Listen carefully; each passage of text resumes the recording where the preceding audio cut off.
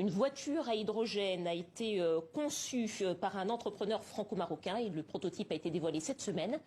Et nous sommes avec le créateur de ce véhicule, Fawzi Anaja, bonsoir. Bonsoir. Bravo d'abord. Et puis bienvenue sur le plateau du Journal Afrique. Alors vous êtes le fondateur de la société Namix, c'est comme ça qu'elle s'appelle. Et vous avez créé cette voiture qu'on voit à l'écran.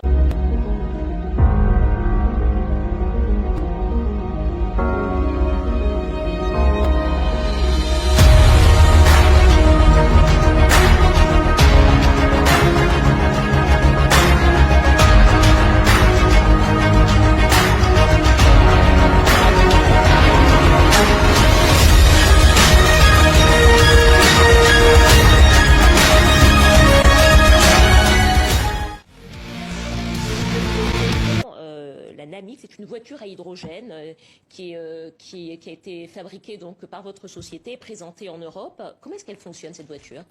Alors, cette voiture, elle fonctionne, c'est avant tout une voiture électrique. Une voiture hydrogène, c'est une voiture électrique, sauf qu'elle a la place d'avoir une batterie, une grande batterie qui est très lourde. On a une pile à combustible qui produit elle-même son électricité en mélangeant, je résume facilement, de l'oxygène et l'hydrogène. Et on produit de l'électricité et la voiture ne rejette que de l'eau, finalement. Donc c'est une voiture qui est absolument pas polluante. Peut-être en quelques mots, les atouts pour l'environnement de ce type de véhicule. Le sujet il est là, c'est qu'avec grâce à l'hydrogène vert, l'hydrogène produit grâce à des énergies non renouvelables, nous avons une consommation réellement propre de A à Z et pas seulement juste sur l'utilisation.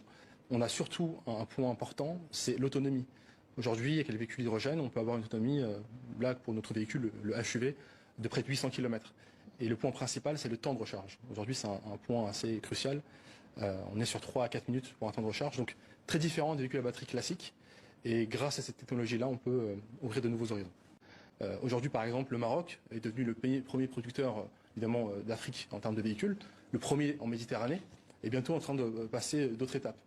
On a énormément d'équipementiers, de sous-traitants, de fournisseurs, de constructeurs déjà implantés en Afrique.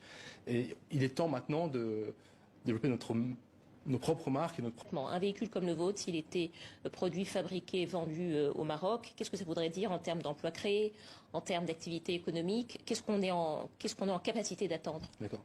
Aujourd'hui, un véhicule, une marque premium, ce qu'on développe, hein, marque premium, c'est marché comme marque comme Audi, Mercedes, Tesla. On est sur des véhicules qui sont entre 60 000 euros et 90 000 euros, donc les chiffres d'affaires sont près des milliards d'euros annuellement. En termes d'emploi, si on compte l'aspect énergie, plus l'aspect production de véhicules et sous-traitants, on est pas loin des 400 000 emplois, rien qu'au Maroc avec les sous-traitants. Donc